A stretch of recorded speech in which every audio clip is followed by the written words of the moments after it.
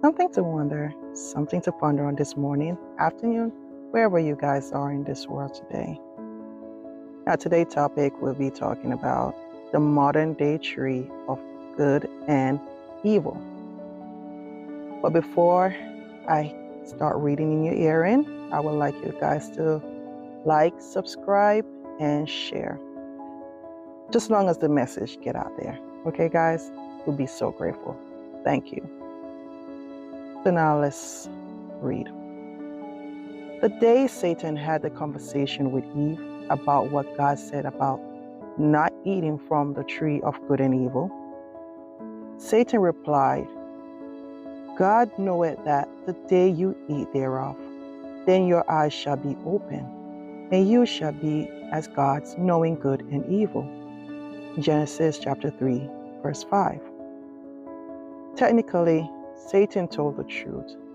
Both Adam and Eve gained the knowledge of good and evil.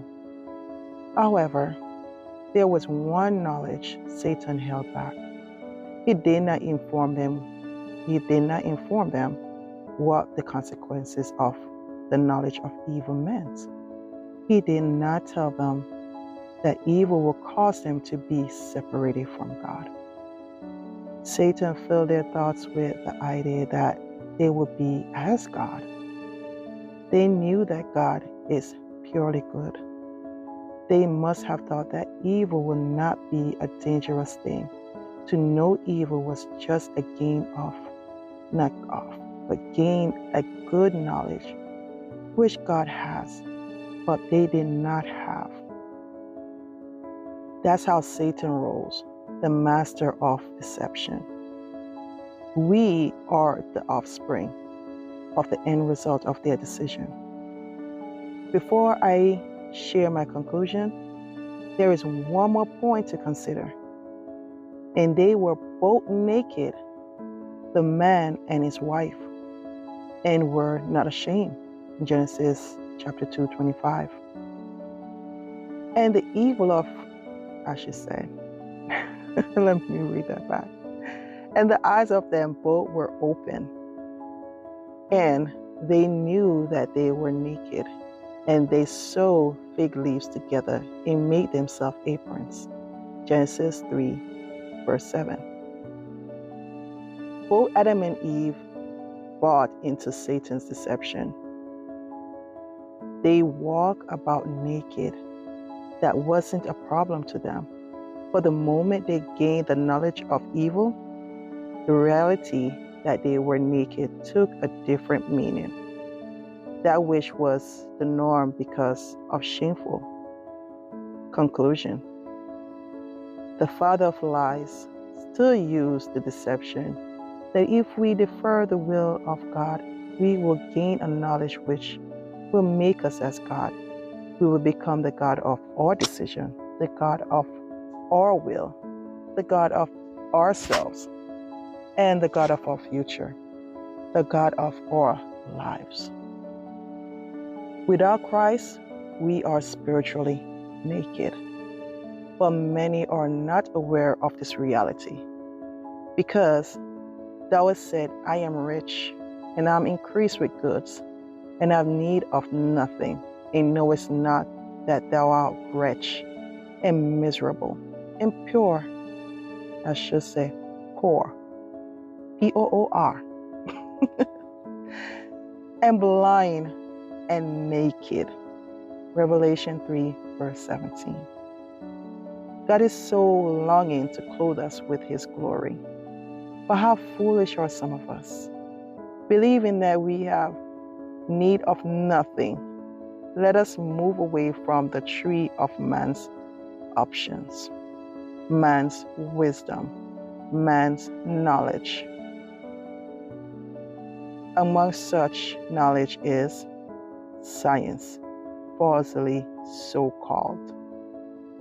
1 Timothy 6, verse 20. Science is a tree of good and evil in our modern day.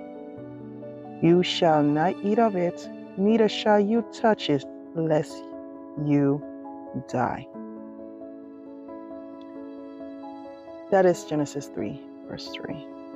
I'm sorry, guys, I delay on that one, but I'm thinking about it. I am really thinking about this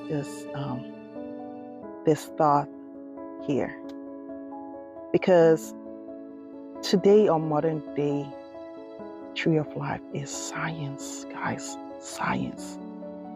It's a deception, pure deception. Thinking that we could live our own lives. We are rich, we are this, we are that, and without God, we are nothing. We are nothing, guys. And it's sad. I'm sorry, it is sad to know that people think they could rely on themselves and science. It's just sad. Because separating from God is sin. That is the ultimate sin.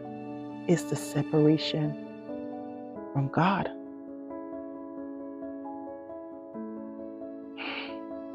Oh man. Yeah. Yeah, it got me thinking. I'm sorry, guys. It got me thinking. But friends and family, please get back to that togetherness with God. Get back to the relationship that our great I should say grandfather and mom left us with, Get back to that relationship. Gain that relationship back so he could cover us back with that glory. So we don't have to be around here walking naked. Not literally naked, but with his glory, walking around here, not ashamed of anything. Because this nakedness that we walk around in is physical, fleshly nakedness. And yes, we are ashamed of that. But the covering of the Lord, we should not be ashamed of. And that's what he wants to clothe us back with, his glory. So, friends and family, as I always said, as I pray for you, you pray for me. And in this, definitely pray for each other and the love we need for each other. And that's a part of one of the signs that we are in his kingdom.